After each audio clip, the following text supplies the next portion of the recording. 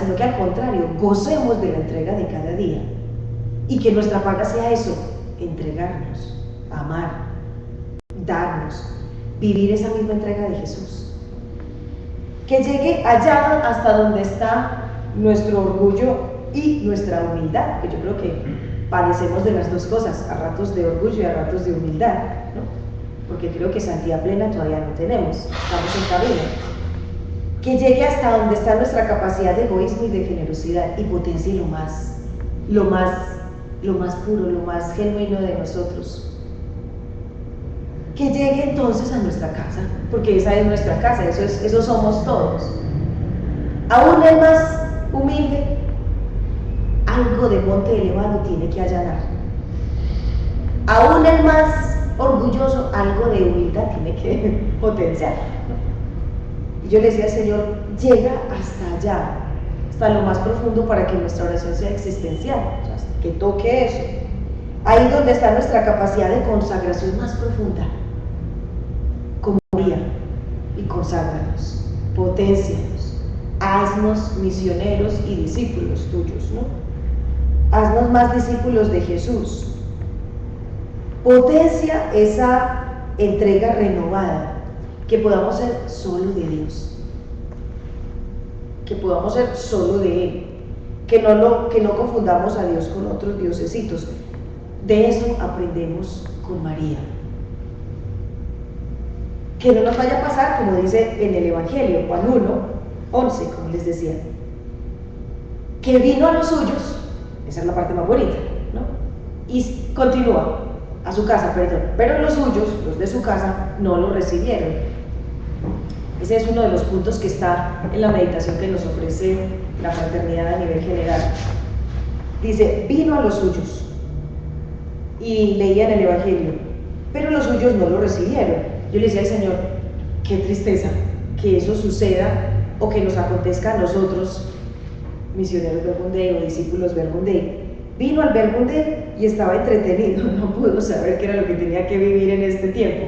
Vino a sus discípulos y los encontró ocupados, agobiados o distraídos o enredados en sus conflictos internos, en sus ambigüedades o en su propia vanidad o en sus charlas o en sus misiones o en sus compras de Navidad o en sus dudas, etcétera, etcétera, etcétera. No sé dónde podemos estar cada quien. Yo puedo estar a lo mejor muy entretenida en mis dudas o en mis discernimientos espirituales, y por más espiritual que sea, puedo estar distraído y no estar en esa convivencia y en esa amistad con Dios. Y entonces, que se me olvide por distraído lo más esencial, cuando en realidad todo eso que puede ser distracción es el ideal para que Dios venga hecho niño y pueda ponerle orden, ¿no? Lo que vivimos cada día, ese no saber, el dolor, las muertes, las físicas, las espirituales. Estos días, viendo uno las noticias, escuchando las conversaciones con las personas, o sea, realmente nuestro contexto diario es un contexto que desafía la esperanza, que desafía incluso la capacidad de seguir, que puede incluso hasta menguar nuestra certeza de que esto que estamos haciendo, que este carisma, que esta predicación tiene su eficacia. O que incluso uno organizando una convivencia, misión, lo que sea, que viendo a veces la deserción de todos los que pueden participar en esa misión, o que empezamos preparando las 6 y finalmente estaremos 2 durante 2 días, nosotros estamos preparando una de 4 días, durante 2 días de 6 que somos estaremos 4, y después estarán los otros días otros 2, yo no sé cómo va a ser eso, ¿no? Pero que uno puede sentirse a lo mejor perdido, con pocas fuerzas, y desafía realmente la esperanza. Decirle al Señor, estamos en el mejor momento, en la realidad más ideal, ahí donde falta luz, ahí donde falta más amor, ahí está la mejor realidad para que se celebre la Navidad. Y por eso el Adviento es aprender a esperar ahí donde no veo, para que se haga realidad, ¿no? O cuando uno ve su propia vida y dice, estoy cansado de empezar, ahí donde yo digo que estoy cansado, es el mejor lugar para que se haga realidad la Navidad. Entonces, por eso, no desesperar, sino al contrario, estar como María, a punto para acogerlo, para recibirlo, para dejar que la palabra habite con toda la riqueza y con todas las consecuencias. Esa palabra no está en la cita, pero esta mañana me venía que la palabra de Dios habite, Colosenses 3, como les dije, Colosenses 3:16, que la palabra de Dios habite en nosotros con toda su riqueza, y yo le añadía, y consecuencias, porque con toda su riqueza es como muy romántica. Ay, sí, dame todos tus dones, Señor, dame tu gracia, dame tu fe, dame tu amor, las virtudes teologales, las cardinales, todo lo que sea, dame. Pero uno no asume eso con consecuencias. Y le preguntaba al Señor, ¿qué consecuencias traería que yo hoy la asuma, la reciba, acoja lo que me estás invitando a vivir en este Adviento, lo que me estás invitando a vivir ya para esta Navidad, la palabra que estoy meditando durante todos estos días? ¿Qué consecuencias tiene? Recibirla, gestarla como María, para que pueda nacer. ¿Qué disposiciones pide de mí para que se den esos frutos? Estos días, creo yo, leyendo, si todos hemos seguido la lectura del profeta Isaías, esas palabras son hermosas, y esta mañana me venían con mucha claridad lo que estos días meditaba. Por ejemplo, la de Isaías 35, del 1 al 10, o la de ayer, Isaías 40, sobre todo el versículo 4. Dios hace unas promesas hermosas. Vas a oír si estás sordo, vas a hablar si estás mudo. Es más, va a decir, llega a decir, vas a gritar, o si acaso queda duda, vas incluso a gritar si estás mudo.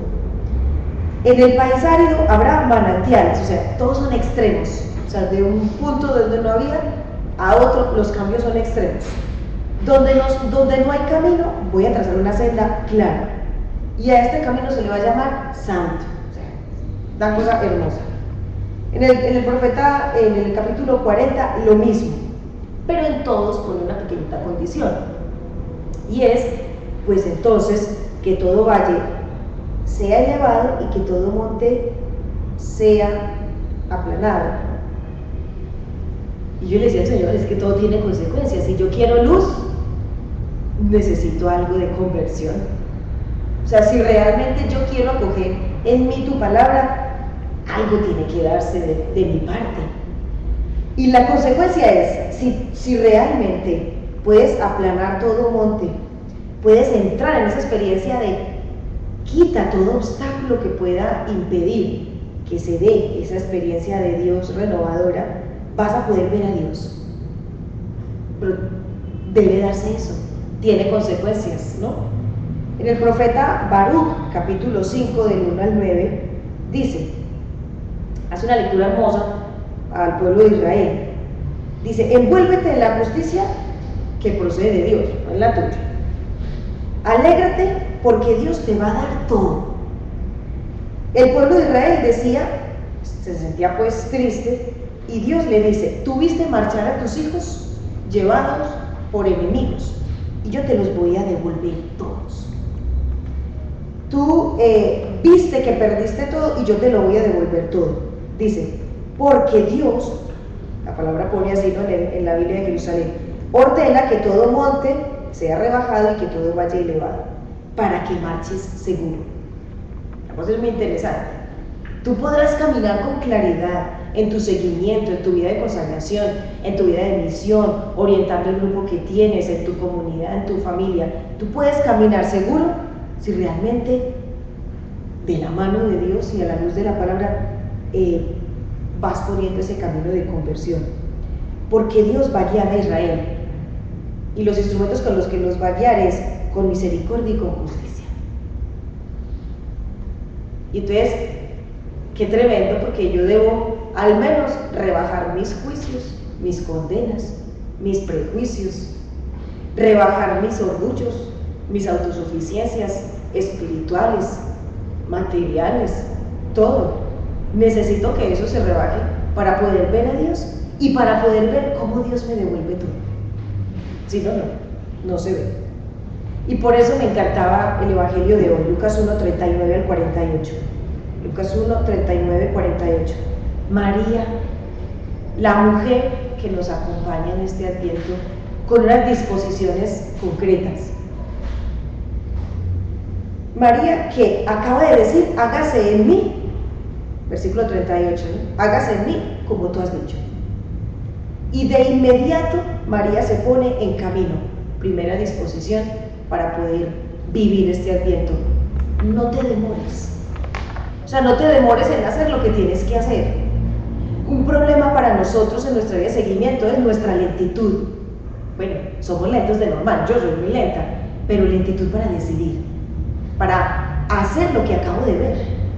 Nosotros nos demoramos mucho, todavía quisiéramos como que las cosas evolucionaran distintas, pero lo que hay que hacerlo. Bueno, pues María, la mujer de la prontitud, la mujer que acorta distancias. Isabel está lejos, y María se pone en camino hacia donde Isabel y acorta distancias. Ponte cerca, acorta distancias de eso que tú ves que todavía te encuentras lejos. Vive, por más pequeñito que sea, ponlo en práctica. María es la mujer de la espera y de la esperanza. Ella esperó con todo el pueblo de Israel al Mesías y lo llevó en sus entrañas y se convirtió en una esperanza real. Y María, la mujer del silencio, y por eso pudo comprender lo que Dios le estaba pidiendo.